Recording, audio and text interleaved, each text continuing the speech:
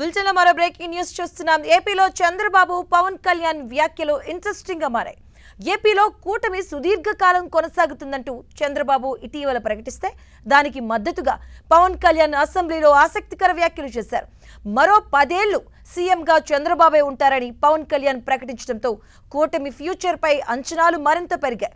భవిష్యత్తులోనూ కూటమి నేతలంతా కలిసికట్టుగా పనిచేసేలా ఏపీ సీఎం, డిప్యూటీ సీఎం వ్యాఖ్యలు చేయడం దిగువ స్థాయి కార్యకర్తల్లో ఉత్సాహం మరింత పెంచింది. ఇదే అంశానికి సంబంధించిన పూర్తి అంశాలు మా కరెస్పాండెంట్ రవిచంద్ర అందిస్తారు. రవిచంద్ర,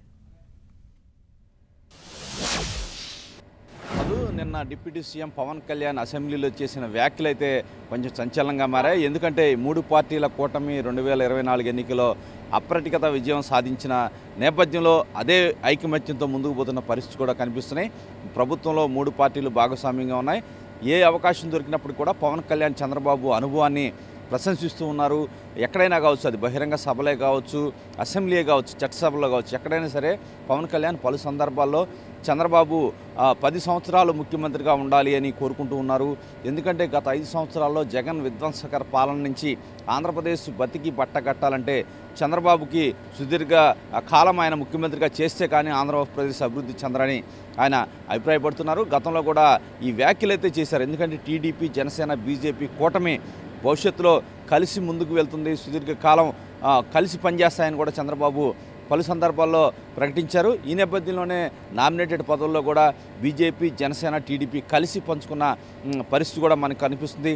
ప్రస్తుతం అయితే శాసనసభలో కూడా ఈ 3 పార్టీల కోఆర్డినేషన్ అయితే అద్భుతంగా ఉందని చెప్పుకోవచ్చు. పవన్ కళ్యాణ్ మాత్రం చంద్రబాబు ఏదైతే ఆయన అనుభవాన్ని ఎప్పటికప్పుడు గుర్తిస్తూ ఉన్నారు, చెప్తూ ఉన్నారు. చంద్రబాబు సలహాలు, సూచనలు మేము కూడా పాటిస్తాం, ఆయన దారిలోనే మేము కూడా పయనిస్తామని చెప్తున్నారు. జనసేన ఎవరు కూడా చంద్రబాబు కావచ్చు, టీడీపీకి వ్యతిరేకంగా మాట్లాడొద్దని గతంలోనే ఆయన ఆదేశాలు జారీ చేశారు. కొంత కఠిన చర్యలు తీసుకుంటామని కూడా పవన్ కళ్యాణ్ చెప్పిన పరిస్థితి కనిపిస్తుంది. ఈ నేపథ్యంలో అదేవిధంగా చంద్రబాబు కూడా అదే విధమైన గౌరవాన్ని పవన్ కళ్యాణ్కి ఇస్తున్నారు. అవసరమైన సందర్భాల్లో పవన్ కళ్యాణ్ సలహాలు, సూచనలు కూడా స్వీకరిస్తూ ఉన్నారు. ప్రత్యేకంగా చంద్రబాబుతో కూడా పవన్ కళ్యాణ్ అప్పుడప్పుడు వచ్చి సచివాలయంలో కూడా భేటీ అవుతున్నారు.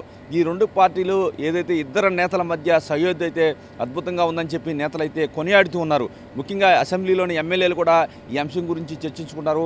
పవన్ చేసిన వ్యాఖ్యలు చాలా ఆలోచన చేసిన వ్యాఖ్యలు, చంద్రబాబు పట్ల తన అభిమానాన్ని ఏ విధంగా చాటుకుంటున్నారో అనుభవాన్ని, ఎందుకంటే రాష్ట్ర ప్రయోజనాల కోసమే పవన్ కళ్యాణ్ వ్యాఖ్యలు చేశారని కూడా ఎమ్మెల్యేలు చెప్తున్నారు. ఎందుకంటే గత 5 సంవత్సరాల పరిపాలనలో ఆంధ్రప్రదేశ్ 20 ఏళ్ల అభివృద్ధి వెనక్కి వెళ్ళింది. మరలా అభివృద్ధి చెందాలంటే చంద్రబాబు సుదీర్ఘకాలం ఆంధ్రప్రదేశ్ని పాలించాల్సిన అవసరం ఉందని ఎమ్మెల్యేలంతా అభిప్రాయపడుతున్నారు. అదేవిధంగా పవన్ కళ్యాణ్ కూడా తన మనసులో మాటని నిన్న అసెంబ్లీ వేదికగా చెప్పడం జరిగింది. ఆయన కూడా పలు బహిరంగ సభల్లో కావచ్చు, బహిరంగ వేదికల్లో కావచ్చు పవన్ కళ్యాణ్ చంద్రబాబు గురించి గతంలో కూడా ఇటువంటి వ్యాఖ్యలే చేసిన పరిస్థితి మనకు కనిపిస్తుంది. మధు.